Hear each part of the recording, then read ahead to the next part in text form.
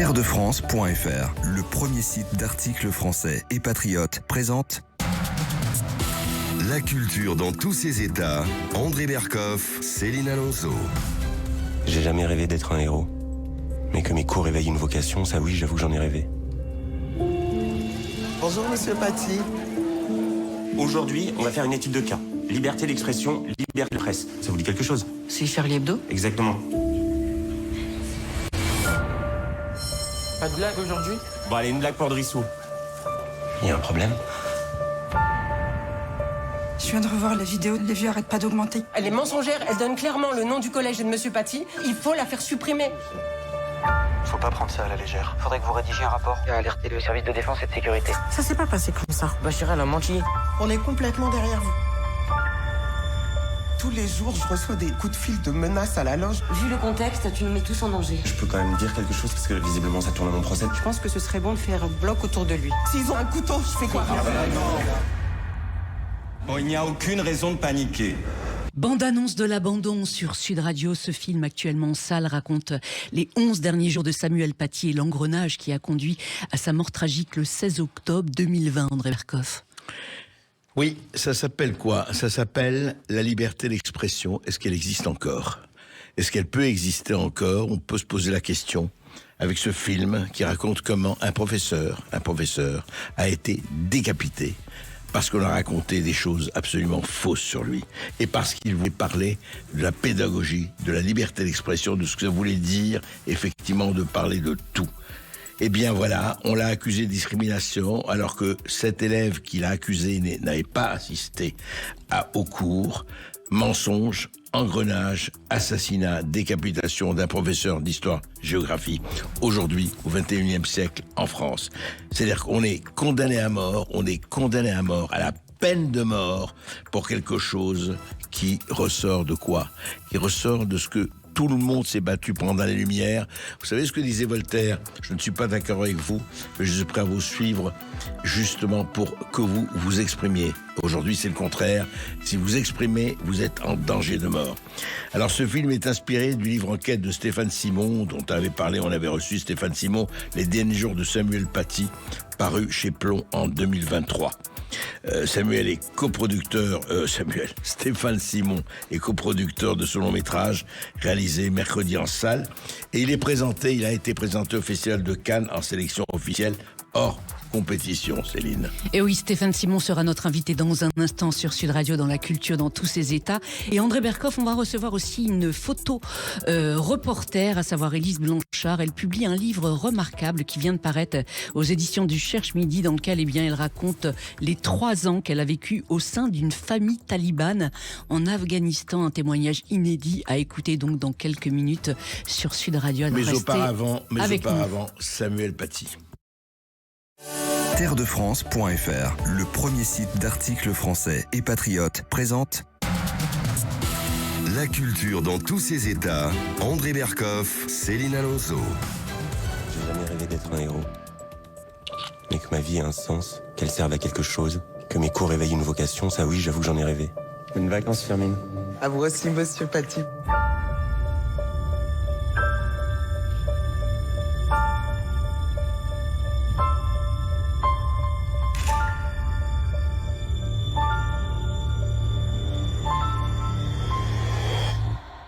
L'abandon actuellement au cinéma, un film qui, à la lumière des enquêtes et des procès, revient sur les 11 derniers jours de Samuel Paty et surtout sur l'engrenage qui a conduit à sa mort tragique. Bonjour à vous, Stéphane Simon. Bonjour Céline, bonjour André. Alors vous êtes coproducteur de ce long métrage qui est vraiment remarquable. On en ressort totalement, profondément bouleversé, dirais-je. Alors il faut le dire, l'histoire de ce professeur est vraiment une succession d'abandons, mais aussi de dysfonctionnements, Stéphane Simon. Ce film, il va permettre à chacun de regarder ce qui s'est passé, de comprendre ce qui s'est passé. C'est un film qui a un avantage, c'est qu'il met le réel, j'allais dire, dans l'épicentre de nos préoccupations. C'est-à-dire que c'est pas un film d'idéologie, c'est pas un film de moraline, c'est pas un film pour se laisser abandonner à la récupération ou je ne sais quoi. C'est un film qui propose à chacun de regarder précisément ce qui s'est passé. Tous les dialogues sont inspirés parfois d'un mail ou parfois d'un dialogue qui a été rapporté, mais tout est exact dans ce film. Voilà. Donc chacun va se faire une opinion enfin. Et effectivement, on peut se dire que oui, ce titre n'est pas tout à fait un hasard. Mais je ne vais pas spoiler le film parce que on comprend tout à la fin quand les policiers font le débriefing. Oui, et ce qui est terrible, effectivement, ce film, à la lecture de ce film, c'est vrai que vous nous mettez face à cette faillite des services de renseignement et à cette faillite de l'éducation nationale. L'État a vraiment abandonné ce professeur. Alors, il faut se dire une chose, c'est qu'en 2020, pour beaucoup de gens, c'était parfaitement inconcevable qu'un professeur en France, au XXIe siècle, se fasse décapiter. Et entre nous, on peut se dire une chose, c'est que c'est vrai que c'était absolument inconcevable. On est accroché dans cette France de l'après-guerre, on se dit que ça ne pouvait pas arriver. Les hussards noirs de la République qu'on respecte tant, et dont mes grands-parents et mes arrière-grands-parents faisaient partie. Et oui, c'était absolument inconcevable. Sauf que l'inconcevable, eh bien, il a eu lieu. Et que, évidemment, c'est pas des propos lénifiants et c'est pas non plus se mettre la tête ou la poussière sous le tapis qui fait qu'on empêche les choses. C'est en prenant parfois ses responsabilités. C'est vrai que c'est une somme d'irresponsabilité que montre ce film aussi. Et oui, parce qu'effectivement, on le répète, l'État ne l'a absolument pas protégé et le collège non plus n'a pas été protégé. Ça, on le réalise à travers ce film et on se dit, mais quel scandale! C'est clair que ça manque de solidarité. C'est un euphémisme que de dire ça. Quand on est face à une telle adversité, c'est-à-dire quand vous avez un mélange qui est une nitroglycérine, c'est-à-dire le mensonge d'une élève qui embrigade son père et qui lui-même est embrigadé par une mouvance islamiste radicale, eh bien, quand on est face à une déferlante comme celle-là, on s'attend à ce qu'il y ait des réflexes de corps. Et ces réflexes de corps n'ont pas eu lieu. Alors, est-ce que c'est des réflexes de corps ou d'anticorps qui manquent? En tout cas, ça n'a pas fonctionné. Ce qui s'est aussi passé, Stéphane Simon, je crois que le film raconte très bien, c'est qu'on a désigné un bouc émissaire. C'était le bouc émissaire. C'était le mécréant, le salaud, le pelé, le galeux, d'où venait tout le mal. C'est ça. Ben oui, c'est-à-dire que ce père de famille a été complètement aveuglé par le mensonge de cette gamine, qui est une gamine à problème, qui a eu 12 inscriptions à son bulletin de scolaire en 1 mois et demi. Rendez-vous compte, ça fait presque une inscription tous les 3 jours. Et cette gamine, elle est restée dans son mensonge. Et qui n'était pas là. Et elle n'était pas là. Elle est au niveau elle n'est pas là. Elle a raconté n'importe quoi. Elle a dit que Samuel Paty avait discriminé, qu'il avait demandé finalement aux élèves musulmans de sortir, ce qui est une absolue bêtise. Et évidemment, partant de là, eh bien, on peut se dire que trop de gens ont fait confiance à une enfant qui a 13 ans. Trop de gens ont considéré qu'évidemment c'est plutôt la parole de l'élève que du professeur qu'il fallait entendre. Et puis évidemment, trop peu de gens se sont posé des questions sur ce qui arrivait. Et finalement, Samuel se retrouve de plus en plus seul dans cet engrenage. Oui, il a été vraiment seul face au danger et le film le montre très bien. Ça a été 10 jours d'angoisse pour ce professeur. Il se sentait réellement menacé. Il faut savoir qu'à la fin, il finit par mettre un petit marteau que son père lui a offert quand il était étudiant dans une espèce de trousse à bricolage. Eh bien, il prend un marteau qu'il met dans son sac à dos. Il pensait que ça allait le protéger. Il pensait que ça allait le protéger. Vous voyez, on est vraiment dans... Juste un mot, Stéphane Simon. Est-ce que les gens, vous dites, effectivement, on a fait la confiance à la parole d'une enfant, mais est-ce qu'il n'y avait pas des gens qui avaient envie de faire confiance? Certainement. Pour stigmatiser? Bien sûr, on voit bien que le prédicateur islamiste qui se présente comme le chef des imams de France, il n'y va pas avec le dos de la cuillère, c'est complètement faux, un mensonge absolu. Eh bien, lui, il exploite les propos de la gamine, et on se rend compte d'ailleurs que parfois il les suggère devant la caméra, puisqu'il utilise la gamine, il l'enregistre, il met sur les réseaux sociaux, c'est presque lui c'est lui qui fait le montage de ses propres vidéos. Donc c'est ils l'ont utilisé, carrément manipulé, cette gamine. Oui, et c'est vrai, ce qui m'a interpellée dans le film, c'est que vous mettez en scène des parents d'élèves. Alors moi, je ne mets pas en scène, hein, Enfin, c'est le réalisateur voilà, qui est bien vraiment, plus doué que moi. Et qui est vraiment brillant, ce réalisateur, il faut souligner son talent. Vincent Garin. Garin, effectivement, qui est particulièrement expérimenté, effectivement, dans ce type d'affaires judiciaires. Mais moi, ce qui m'a marqué, effectivement, dans le film, c'est que c'est ces familles, ces parents d'élèves qui alertent le père en lui disant « Mais monsieur, votre fille a menti ». Et il s'entête. Et c'est comme ça que cette machine infernale a été lancée. C'est terrible. Vous savez, au moment des faits, tout le monde s'est emballé, chacun s'est retranché derrière son clan, entre guillemets. C'est horrible d'ailleurs, parce que la plupart des familles musulmanes, elles n'ont pas marché dans la combine de cet islamiste. Et elles ont mis en garde. Et elles ont dit, dans le film, elle s'appelle Bachira. En vérité, c'est pas son prénom, mais on la protège toujours. On n'a pas le droit de donner son prénom. Donc, Bachira, elle a menti. C'est ce que vous entendez dans le film, de la bouche de parents d'élèves qui ne marchent pas dans la combine. Oui, c'est ça. Et c'est important de le souligner de le rappeler, en tout cas, Stéphane Simon, que que ce fameux cours sur la liberté d'expression qui est à l'origine de ce massacre, ce professeur l'a vraiment donné dans les règles de l'art. Bien sûr, c'est un cours qui donne qui est fait avec ce qu'on appelle vraiment de la pédagogie, c'est-à-dire que dans la colonne de droite, est-ce que vous êtes Charlie, dans la colonne de gauche, est-ce que vous êtes contre Charlie? Vous voyez, donc chacun argumente dans la classe. C'est destiné à provoquer de la discussion. Vraiment, c'est de la formation à de l'esprit critique. Il y a pas plus français dans l'enseignement que ça. Et bien malheureusement, on a quelquefois fait le procès de Samuel Paty d'avoir parlé de cela, alors que c'est inscrit au programme et que il va s'appuyer sur du matériel pédagogique qui est disponible sur le réseau Canopé à l'époque. Et oui, on va donner la parole à Élise qui nous appelle de Charente. Bonjour Élise, vous êtes enseignante, vous vouliez prendre la parole sur ce film? Oui, alors bonjour à tous.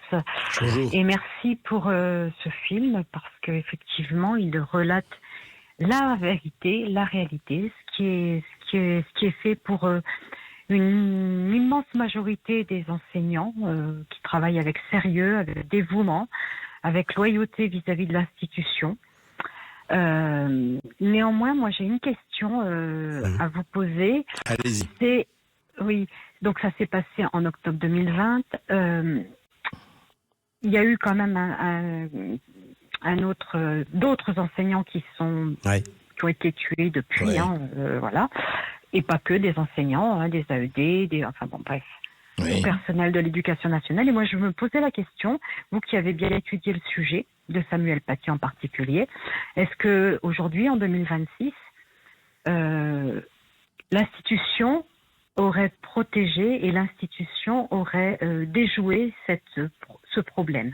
Alors, c'est évidemment, c'est difficile comme question, parce qu'on on veut pas jouer les oiseaux de mauvais augure.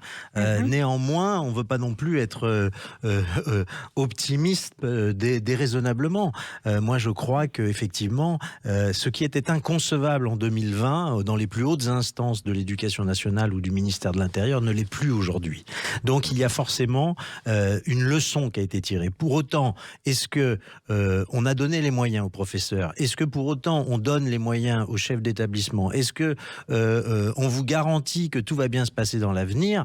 Je crois que là, je ne mettrai pas ma main au feu, évidemment, et vous dire que c'est réglé, que les problèmes sont derrière nous. Je ne dirais pas, comme M. Blanquer l'avait dit à l'époque, il y a un avant et un après Samuel Paty. Je pense qu'on est toujours dans le pendant. Et c'est pour ça aussi que ce film, il est essentiel à aller voir et pour comprendre qu'est-ce qu'il faut faire et améliorer, évidemment. Et surtout, à une époque, on dit encore aujourd'hui, on va te faire une Samuel Paty. Et oui, bien sûr. Certaines racailles disent ça à leurs professeurs. Absolument. Oui. Vous parliez à propos de Jean-Michel Blanquer. Il avait entendu parler de Samuel Paty le jour de l'assassinat. Ça, il faut vraiment le relever. Dit, hein. Oui, c'est ce qu'il avait dit.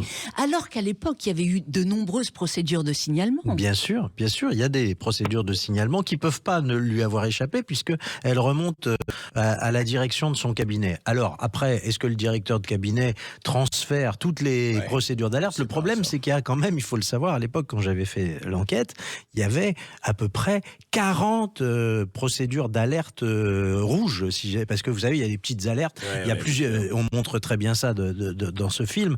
Il y a plusieurs niveaux d'alerte. Mais les alertes très sérieuses, il y en avait quand même déjà à l'époque une trentaine, voire une quarantaine par jour. D'alerte sérieuse. Je ne parle pas des petits incidents. Voilà. Donc tout ça fait aussi que on le voit, une espèce de robinet à gaz à l'éducation nationale qui fait que il y a des procédures dans tous les sens, mais les procédures parfois ça devrait pas empêcher comment dirais-je, la solidarité, le bon sens, les réflexes de corps. Quand on est menacé, quand on est aux prises avec des difficultés, il faut déjà compter sur les plus proches. Malheureusement, les plus proches ne sont pas toujours là, car vous savez que la lâcheté est la chose du monde, malheureusement, souvent la mieux partagée. Est-ce qu'on peut parler de lâcheté, justement, à propos de ces professeurs qui n'ont pas, à l'époque, soutenu Samuel Paty ? Il faut pas généraliser parce qu'il y a des gens qui ont soutenu Samuel Paty, et puis il y en a d'autres qui ont eu un comportement qui était vraiment pas brillant, qui doivent certainement aujourd'hui avoir de la peine à se regarder devant la glace, mais si vous voulez, il y a des gens qui par idéologie n'avaient pas envie de cautionner, puis il y en a d'autres qui tout simplement voyaient les problèmes arriver aux portes de l'école, donc évidemment là c'est courage fuyons, quoi.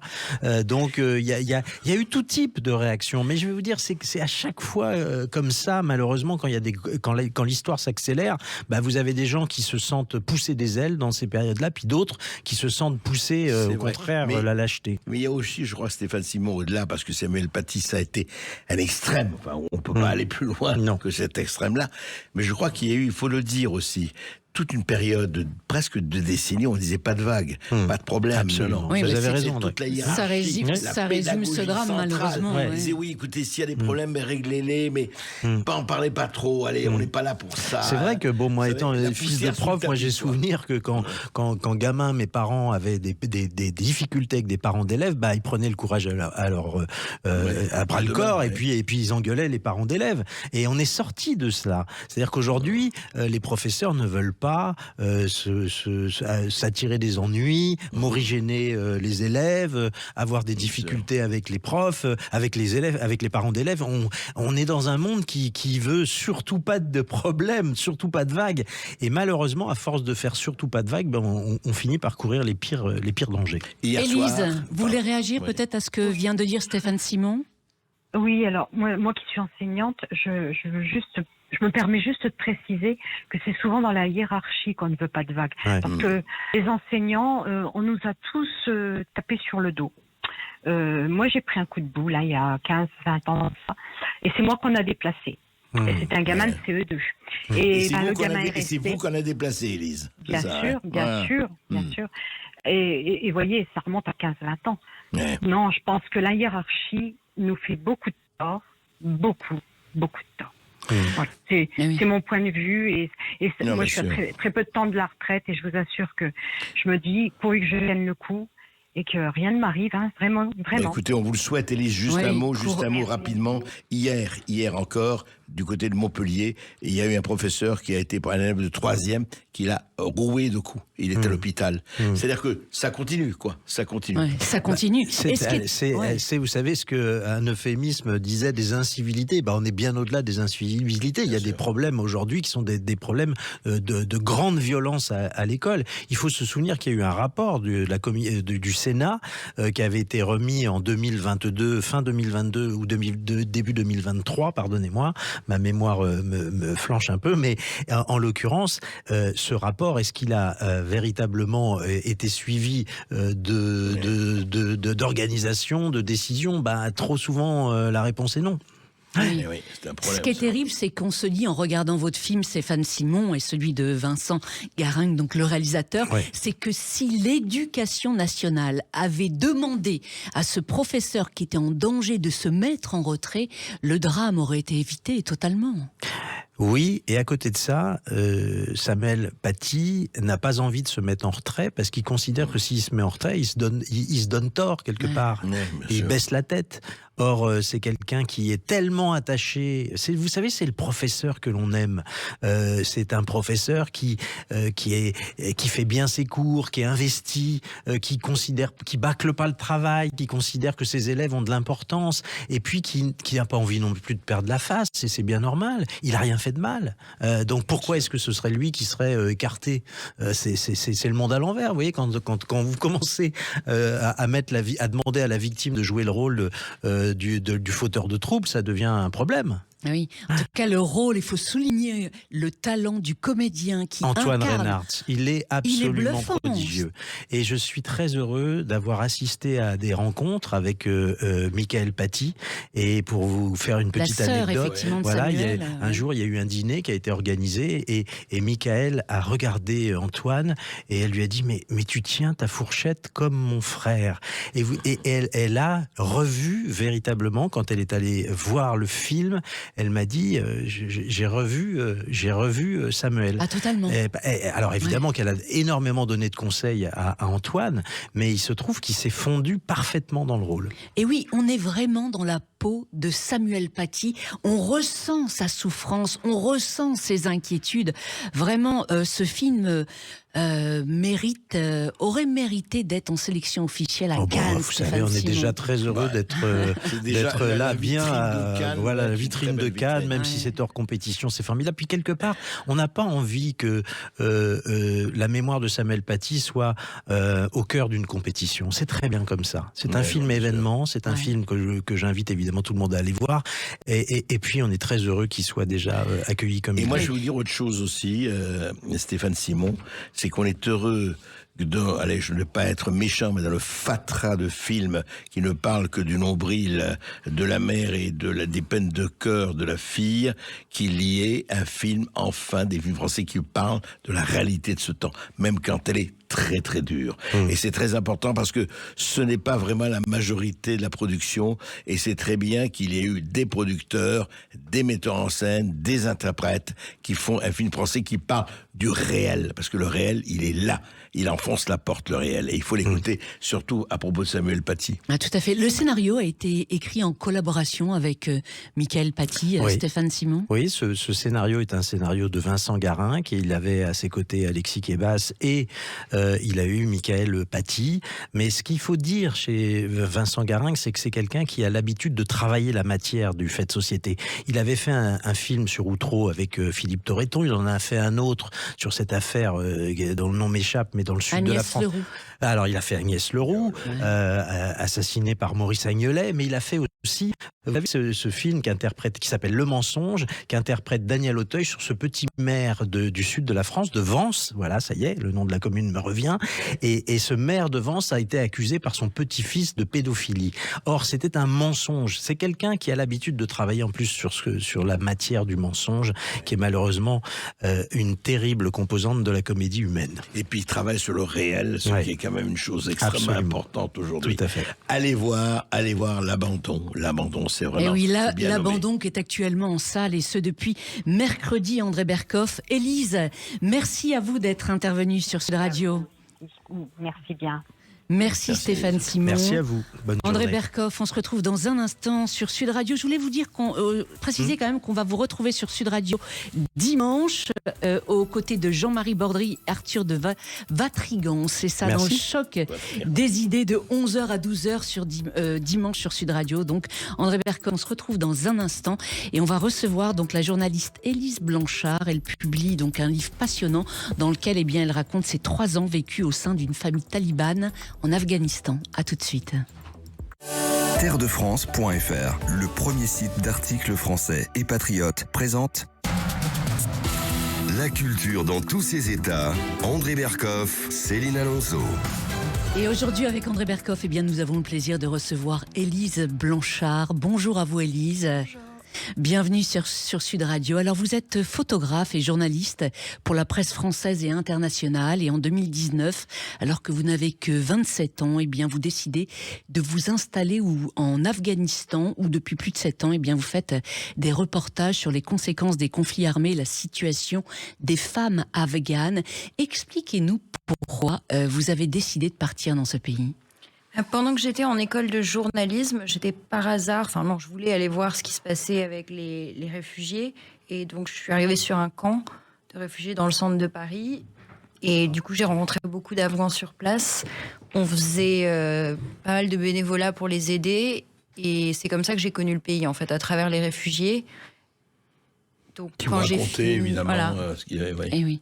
Oui. Et quand vous arrivez à Kaboul, alors en 2019, les talibans ne sont plus au pouvoir, c'est ça? Non, ils étaient encore au pouvoir jusqu'en août 2021. Donc la première partie de mon temps à Kaboul, c'était vraiment un autre Afghanistan. C'était une vie beaucoup plus libre dans Kaboul, mais beaucoup plus limitée par le danger, les lignes de front pour les reportages et les explosions, etc. Oui. Mais quand vous dites plus libre, les talibans étaient au pouvoir encore? Non, c'était le gouvernement d'avant. C'est ça, c'est le gouvernement d'avant, oui, c'est ça. Et oui, parce qu'en fait, en 2019, pour résumer, ils n'étaient plus au pouvoir, mais ils ont repris le pouvoir exactement le 15 août 2021. Et depuis, on peut dire que la répression envers les femmes s'est vraiment intensifiée. Je précise les femmes et les jeunes filles surtout. Aujourd'hui, à quelles restrictions et quels interdits sont soumises ces femmes ? En fait, la première année, ils disaient avoir changé et ça restait un peu flou. On savait pas trop sur quel pied danser. Donc, quand j'ai commencé le livre aussi, c'était un peu... quand j'ai commencé l'expérience qui est racontée dans le livre, j'avais encore un peu d'espoir. Et aujourd'hui, en fait, ça bouge plus et ils ont mis en place... c'est un crime contre l'humanité. Ce qu'ils font, ils les empêchent d'aller au lycée ou même au collège. Donc, à partir de 12 ans, c'est fini, ou à partir de ces niveaux d'école. Sur l'emploi, c'est plus vague, mais il y a de grosses restrictions sur l'emploi. Dans tout le secteur public, il n'y a plus le droit à l'emploi, à part elles fouillent les femmes à l'entrée pour pas qu'elles aient à être fouillées par des hommes. Après, qu'est-ce qu'il y a eu d'autre? Bon, ça, c'est les gros sujets. Elles sont interdites de certains espaces publics aussi. Mais de conversation aussi, non? Il y a... Ou pas? Ça, je crois pas. Mais en fait, ce qu'il y a, c'est qu'il y a des règles, elles sont pas toujours appliquées à la lettre. Il y a une énorme pression et on a l'impression vraiment qu'ils cherchent à interdire tout ce qu'ils peuvent, quoi. Même s'ils peuvent pas toujours le mettre en pratique. Il y a une police du vice et de la vertu, de la promotion de la vertu et de la prévention du vice. C'est des talibans qui sont habillés, ils ont comme des vestes médicales, des blouses médicales blanches, et ils se baladent dans la rue. Et en fait, ils s'habillent comme ça parce qu'ils disent qu'ils sont les docteurs de la société. Et donc, même s'ils vont pas forcément arrêter chaque femme qui a pas un masque ou qui cache pas son visage, ils sont là et on le sait, en fait. Ah oui. Et ils sont vraiment présents un peu partout, dans toutes les villes, que ce soit dans la capitale, que dans les villages reculés?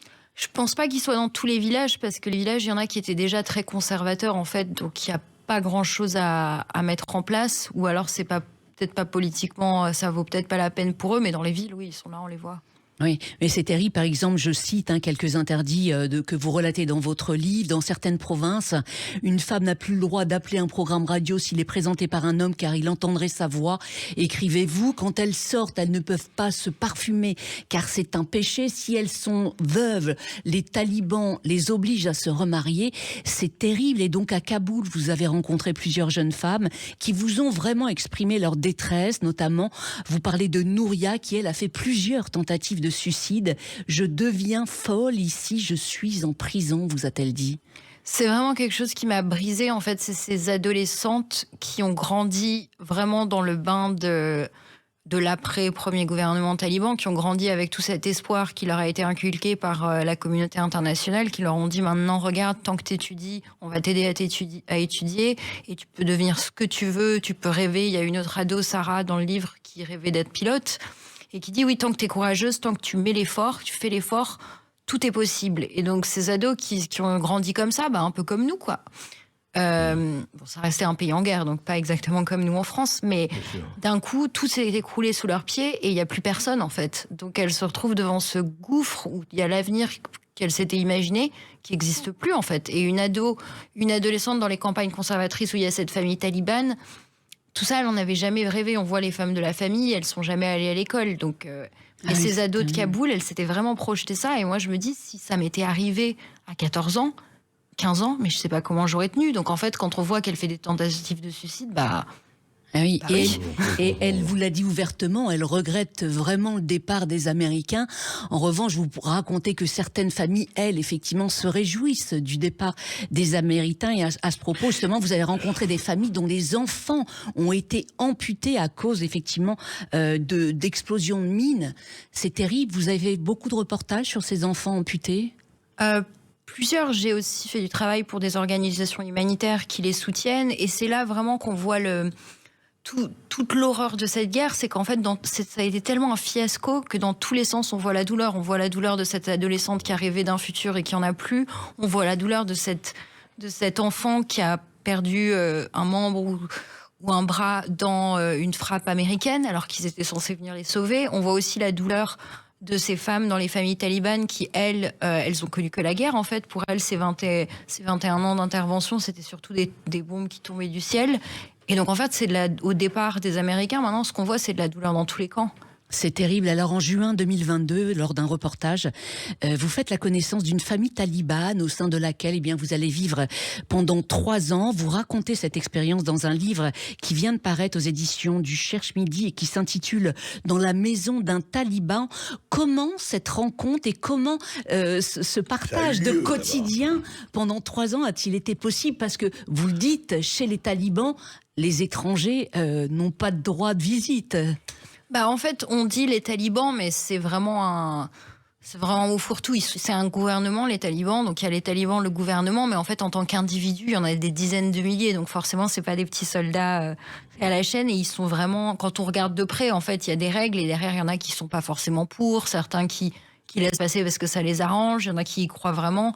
Donc c'est vraiment un mélange de tout. Et lui en particulier, Arman, dans l'histoire, je l'ai rencontré par hasard sur un reportage, et ce qui m'avait marqué, c'était sa relation avec ses filles, parce qu'il était vraiment, vraiment gentil avec elles. On voyait dans son regard directement qu'il les aimait, et elles aussi aimaient leur papa de tout leur cœur, sans comprendre, je pense. Qu'est-ce qu'il faisait, Arman ? Qu'est-ce qu'il fait, Arman ? D'abord, il a pris Kaboul avec les talibans, il était soldat depuis qu'il avait 14 ans. Ensuite, il a travaillé dans une prison, mais ça lui plaisait plus, il n'y tenait plus. Ensuite, il a travaillé comme chauffeur pour un commandant, je crois. Ensuite, en fait, il a arrêté.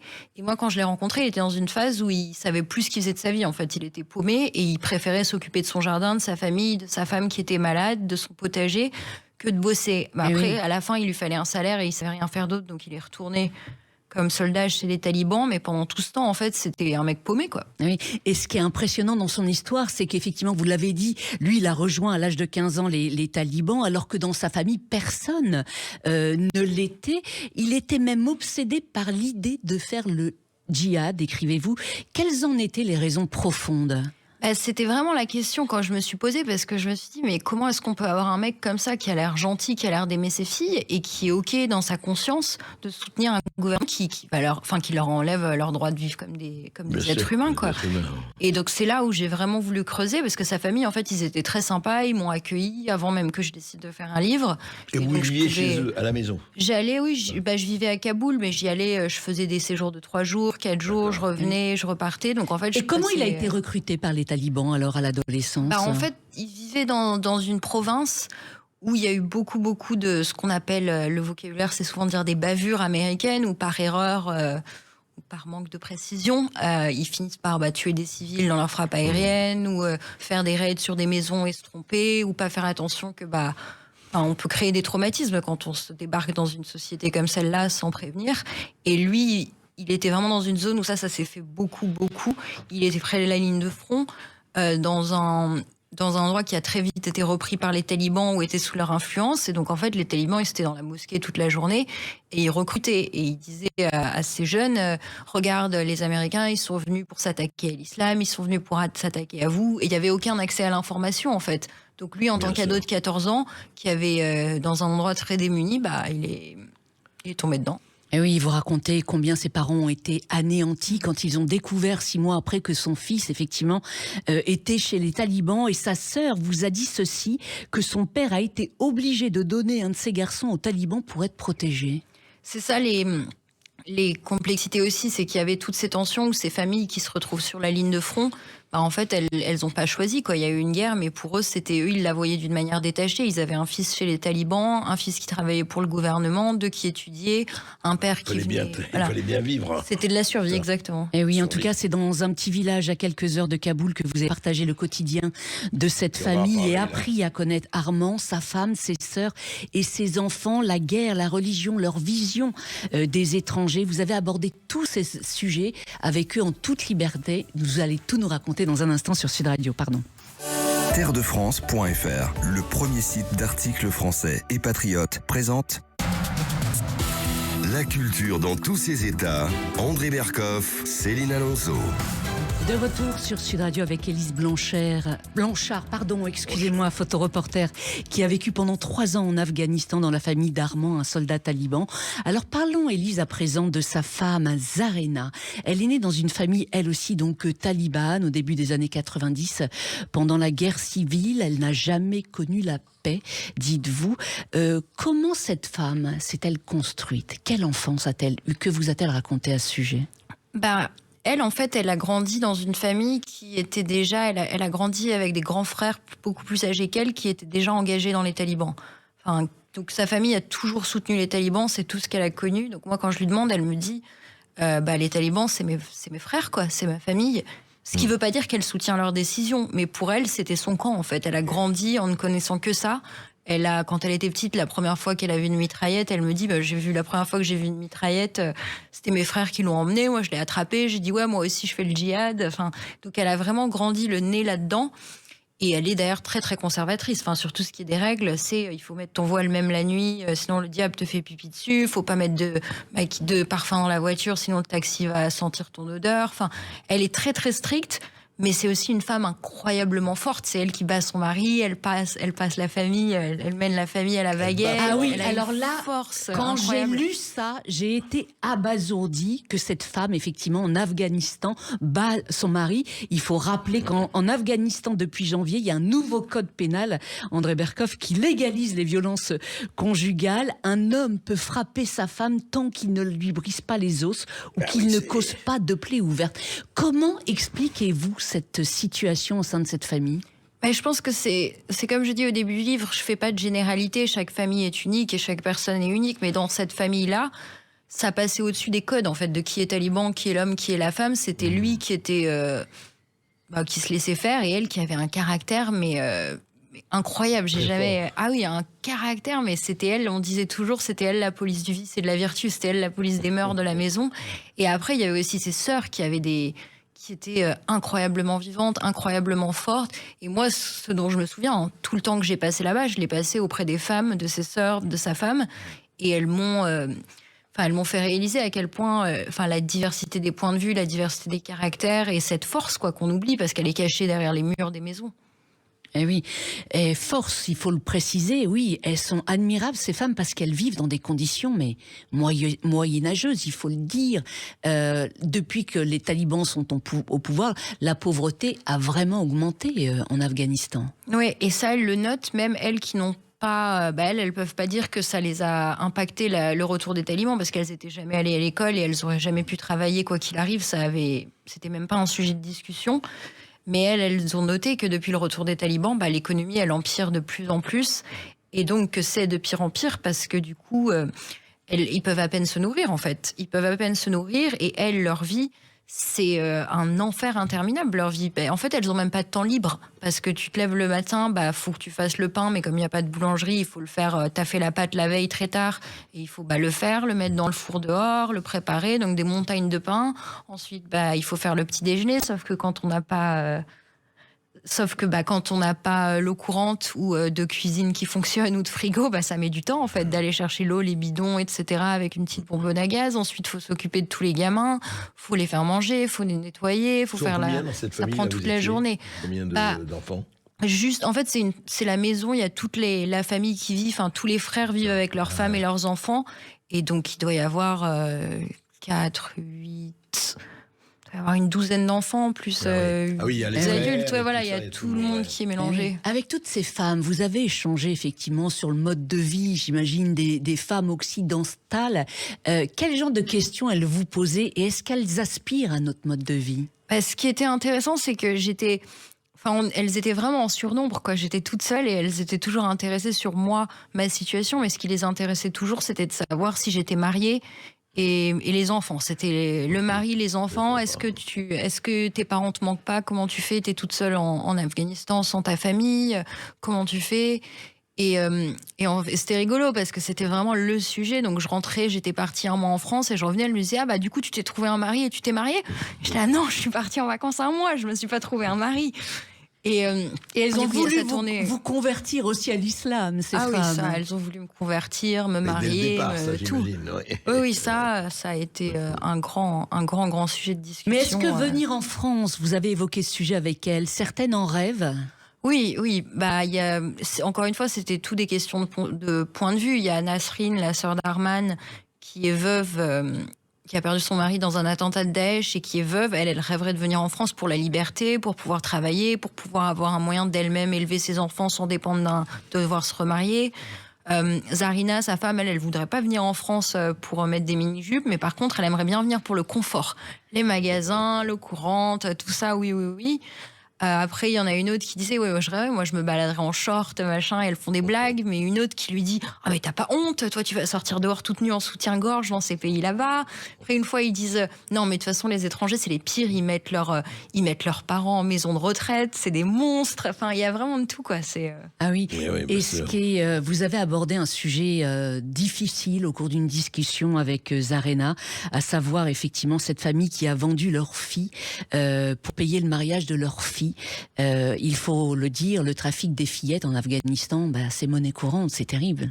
C'est le dernier sujet auquel je voulais me consacrer après 7 ans à travailler sur l'Afghanistan, donc je travaille là-dessus en ce moment, et moi c'est vraiment une des choses ça me brise le cœur, l'interdiction à l'éducation, mais ça aussi parce qu'en fait toutes ces fillettes qui sont déjà vendues en mariage avant d'arriver à l'âge d'étudier, ou qui de toute façon partiront dans la famille parce qu'il y a des petites elles sont promises en mariage et vendues à 3 mois, 4 ans, et ensuite dès qu'elles ont leurs règles, elles partiront dans la famille du mari, voire avant parfois. Et en fait, ces fillettes, dès le bébé, c'est devenu vraiment une économie, surtout dans les endroits où il y a le réchauffement climatique, où l'économie se dégrade. En fait, les parents n'ont pas le choix, c'est pour survivre en fait qu'ils font ça, c'est terrifiant.